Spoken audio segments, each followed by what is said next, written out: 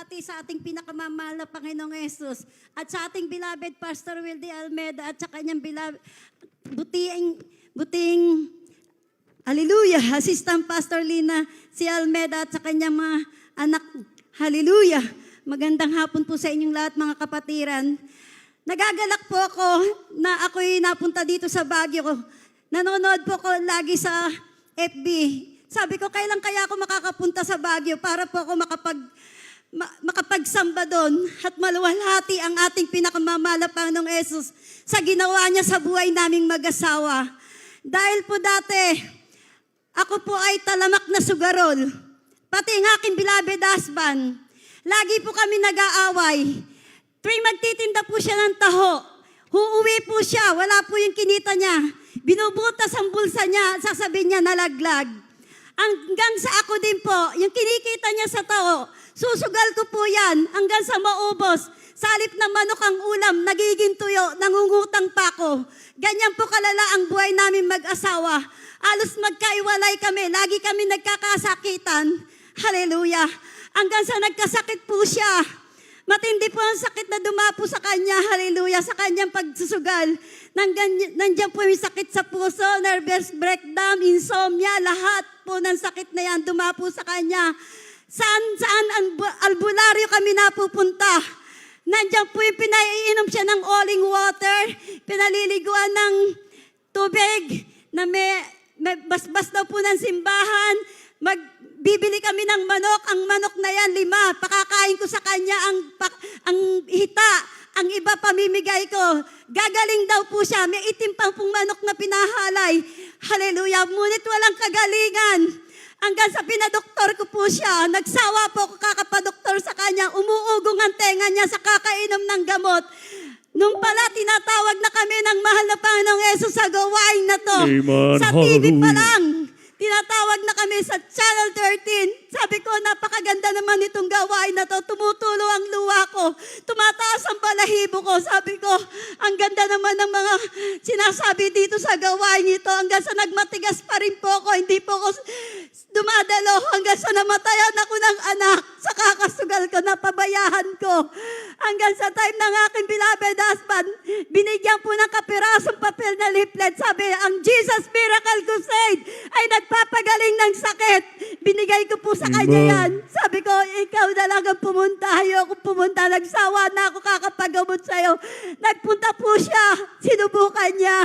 Hanggang sa time na sinubukan niya, hallelujah, hindi pa rin po siya maniwala.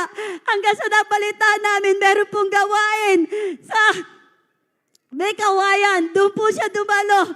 Hanggang sa tuloy-tuloy po ang pagdalo niya. Pinagpasting niya ako na makasama ako sa gawain ito.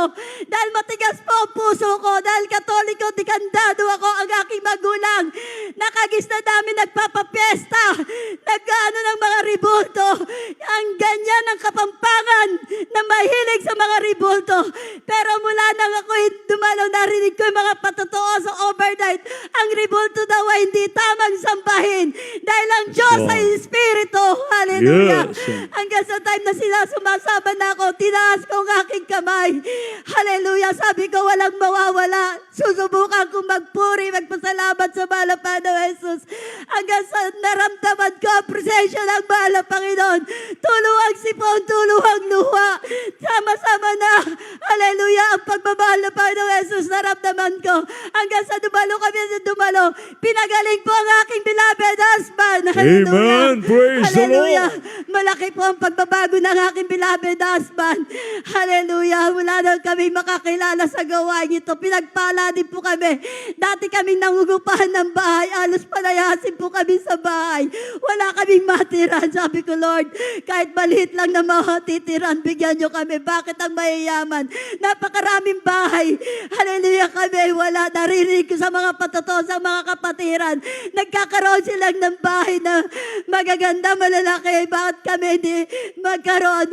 Isang beses po nakasanla po yung lupa ng aking tiyain. Inabol po ng kapatid ko. At doon kami pinatira. Libre pa po ang gawa ng bahay namin. Amen. Hallelujah. Praise God. Hallelujah. Ang isang himala pa po ng mahal na Panginoon na Jesus, ang aking anak na panganay. Sinundo niya ang kanyang beloved husband. Pagsundo niya po, may isang truck ng buhangin nakasunod at sa isang motor. Yung motor, ang aking anak na panganay, tricycle ang dala niya. Yung motor, nalalaman niya na mawawalan na ng preno yung truck na malaki. Umalis yung motor. Hanggang sa ang anak ko po ang nabunggo. Hallelujah, sumalpok po siya sa puno. Hanggang sa nabasag po yung harapan ng tricycle niya. Pero ang anak ko, parang may kamay daw na dinala siya doon sa gilid. Nakatulog po siya. Amen. Hallelujah. Wala pong katama-tama ang kanyang katawan. Hallelujah. Hallelujah. Ang aking apo rin po, nadisgrasya po yan. Hallelujah. Yung kanyang mata, napasukan po ng malalaking kahoy sa mata na disgrasya. Sabi ko, Lord, di ko po kaya makita ang aking beloved na apo na mabulag. Kayo na po ang bahala sa kanya. Hallelujah. Ngayon po, tinakbo po namin sa ospital. Sabi ng ospital, hindi pwedeng operahin na ganyan. Hindi pwedeng tanggalin ng kasi mababa ang dugo. Bagang-baga po. Hanggang sa natanggal po yan. Anong himala ng mahal na Panginoon Jesus? Hindi po nabulag ang aking apo. Hallelujah. Oh, hallelujah. Hallelujah. Hallelujah. Maraming panghimala ang pinakikita ng mahal na Panginoon Jesus sa buhay namin mula nang kami makakilala dito. Ngayon po naging payapa ang aming pagsasama ng aking beloved husband. Wala nang away, para na lang kaming magkapatid. Kung mag-away man sandali, magkakapatid, di katulad ng dati. Talaga magkakahiwalay, nagkakasakitan pa. Totoo ang gawain ng Jesus Miracle Crusade na to. Dito ang tunay na Diyos na buhay, na nagbabago ng buhay ng tao. Wala tayong makikitang ganitong gawain. Sure. Hallelujah. Kung tutuusin po, napakalaki po ng simbahan sa aming lugar. Dinadayo pa po yan. Pero sabi ko, bakit ako babalik sa aking kinagisnan? Nakatagpo na ako ng tunay na gawain ng malapang na Jesus. Dito sa gawain ng Jesus Miracle Crusade. Amen. Hallelujah! Ang lahat ng kapurihan at pasalamat ay sa ating pinakamamahal na Panginoong Jesus po lamang.